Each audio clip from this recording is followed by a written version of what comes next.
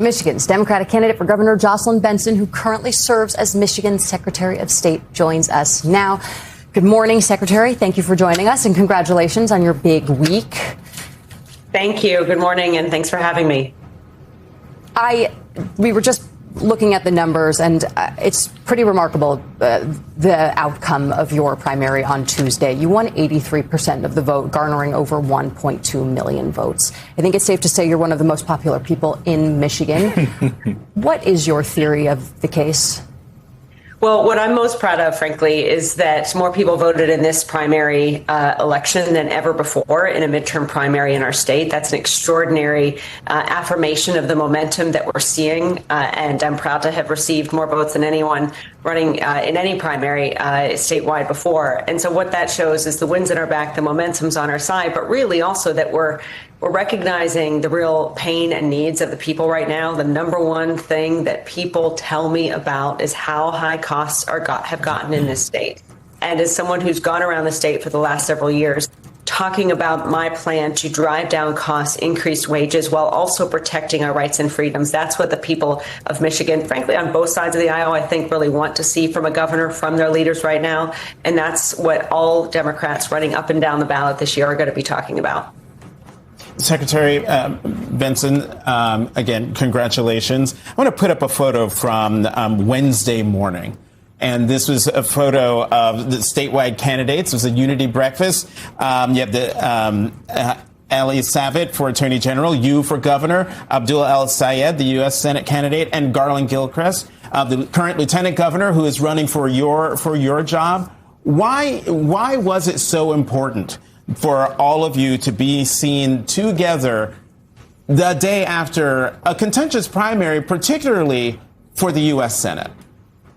I think it was important for us to come together and, as I said in my remarks that morning, really focus on and remind each other, not just the candidates statewide, but all of us on the ballot this year, who we're fighting for, why we're in this. I shared stories about the young children I've met on the campaign trail who want to build their future in Michigan and see their place in that future. Moms who have to choose between childcare and healthcare right now, and that we have a responsibility, all of us, to improve their lives and to work for them. And we're up against a ticket, frankly, who doesn't have that same focus, who's more focused on working for their highest bidder, corporate interest, Donald Trump.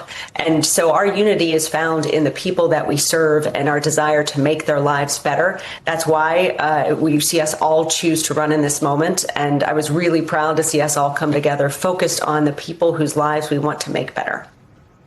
Secretary, I want to ask about your current job mostly. You had President Trump on Wednesday. This is an article from Politico.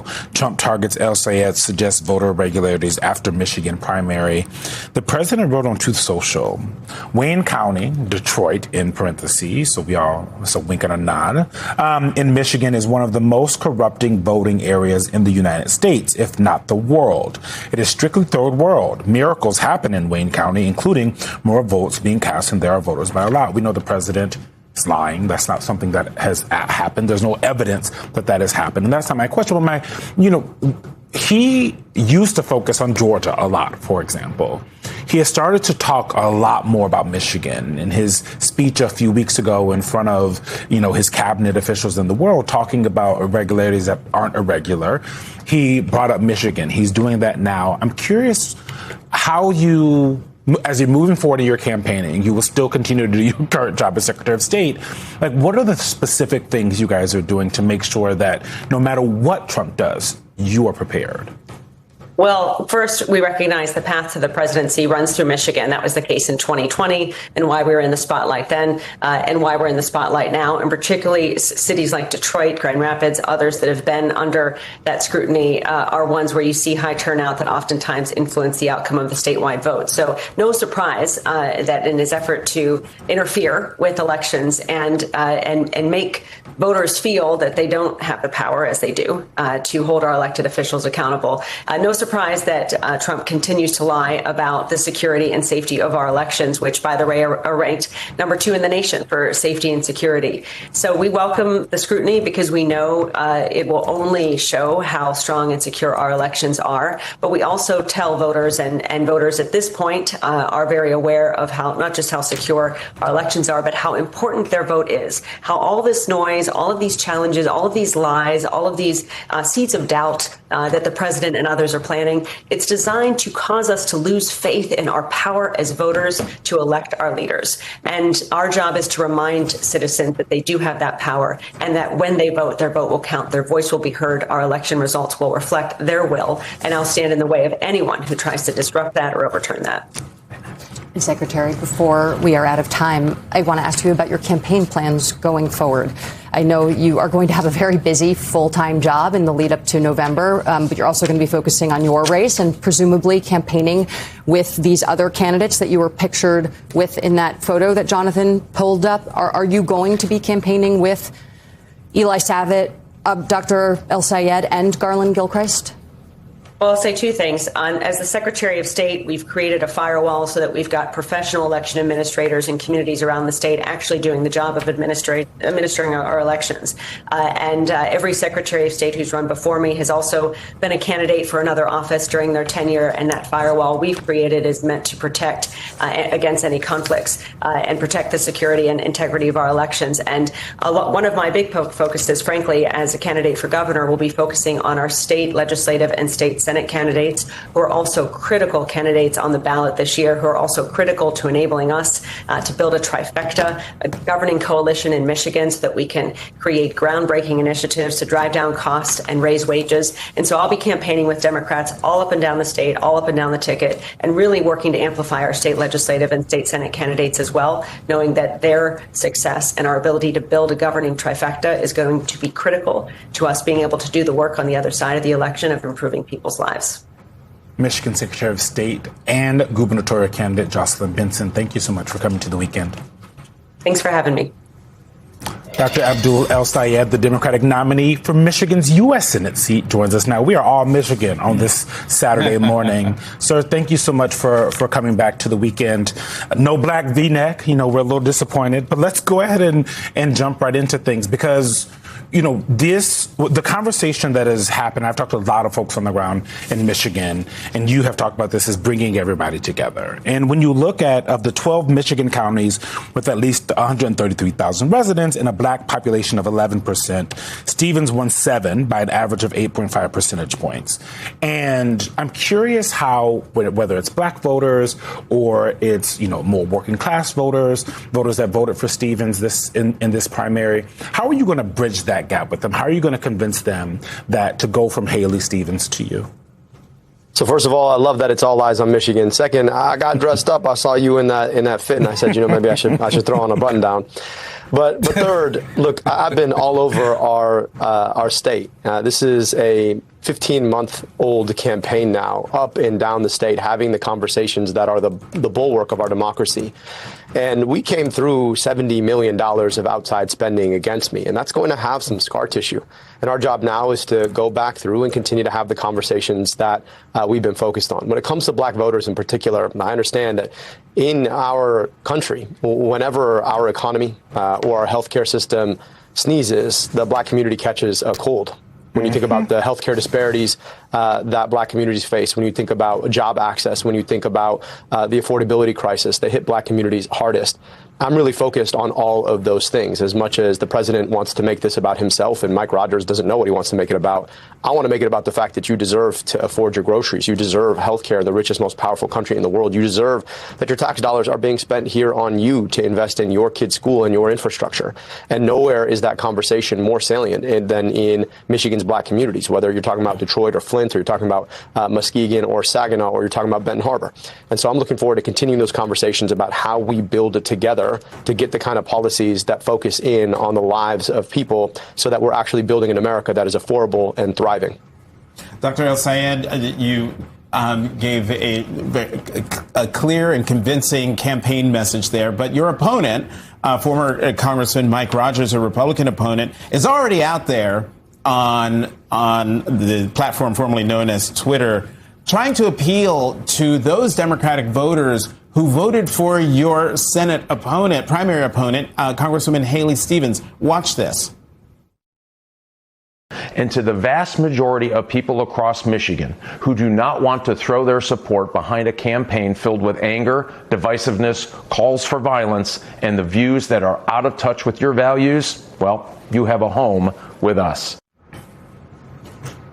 Dr. El-Sayed, your reaction to this plea to Democratic voters and actually how he's characterizing your campaign. Our campaign has been about three things from the jump: getting money out of politics, putting money in pockets, passing Medicare for all. I also want you to notice in that video how Mrs. Rogers doesn't get to say anything.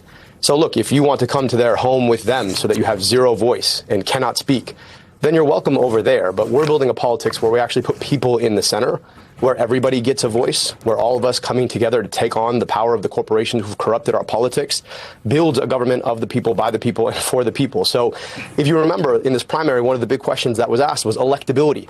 And electability was about, how do you beat Mike Rogers? I think Democrats and, frankly, independents have already rendered their judgment on him. They do not like him. He could not pass the finish line when Donald Trump was on the ballot. And now he's trying to make some kind of claim that they're the party of unity and values. So looking forward to what Mike Rogers. And by the way, again, Mike, 5 debates. I've asked you for them. You have said nothing. So if you'd like to have a conversation about the issues, the topics, come at me. Looking forward to it. Dr. El-Sayed, congratulations again on a very big week for you. I want to ask if the very tight margin of victory that you saw this week changes the campaign that you're running against Mike Rogers going forward. Not at all. You know, what we saw coming out of this primary is that 500,000 more folks voted for Democrats than they did Republicans. What that shows us is that, you know, the issues that we might have within our party really were contentious, but that we know that the differences between us are so much smaller than the differences we have with the other party. Let's just be clear about who Mike Rogers is. This is a guy who spent his time in Congress for 14 years taking money and orders from corporations, helped to architect the opioid epidemic, voted to raise prescription drug prices 19 times, then moves to Florida, made $14 million he doesn't want to account for in his home for us. And the reality of all of this is that now he's bootlicking Donald Trump. He'll do whatever Donald Trump asks him to do. Jump? How high? Go to war? Sure. Shut down the Gordie Howe Bridge? Absolutely. This is a guy who's never seen a corporation or a more powerful politician he didn't want to bend to. So I think we have a lot of opportunity to continue to frame him for what he is, a very, very small man with a very, very big ego, and the opportunity to come together around getting money out of politics, putting money in pockets, and passing Medicare for all. I'm grateful for a contentious primary. It showed us that we have the opportunity to come out, that we've got passion, and we know we want to fight. Dr. El-Sayed, you had a conversation, according to Politico, with the chair of the Democratic Senatorial Campaign Committee, Senator Kirsten Gillibrand, and Senate Minority Leader Chuck Schumer. Read a little bit from the article from Politico. In the Senate, Democratic Party leaders are also trying to navigate the fallout of the race, in which Minority Leader Chuck Schumer quietly backed Stevens. I don't know how quiet it was. Over El-Sayed, Schumer and DSCC Chair Kirsten Gillibrand both spoke with El-Sayed Wednesday after his win, according to two people granted anonymity to discuss private conversations. One, it sounds like this conversation happened, if you can confirm that. But two, what was that conversation like? Because we've seen the unity that has happened in Michigan, and this seems like something that's happening on the national level as well. What did you and the two senators talk about? Yeah, we talked about the pathway forward. Now, of course, we had our disagreements in the primary, but like I said, the differences between us are far smaller than what we wanted to accomplish together, which is to defeat Mike Rogers, to win Michigan, and to win back the U.S. Senate so that we have a check on Donald Trump's attempt to completely abuse his power and his office. The man's made, what, $2.2 billion already? That's what we know. And his family's enriched themselves off this crypto scheme.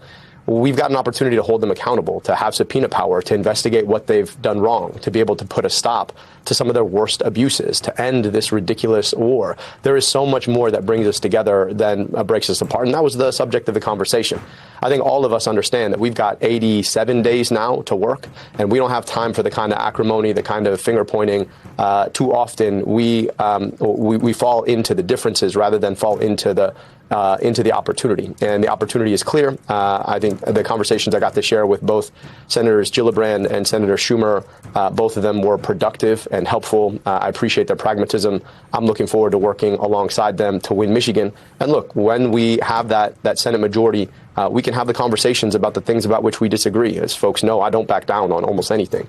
But when it comes to not backing down right now, we cannot back down to Donald Trump and his bootlicker Mike Rogers and think that we're going to win anything out of it. So we're all united. Time to go. Time to win. Time to take back the Senate. Time to win Michigan.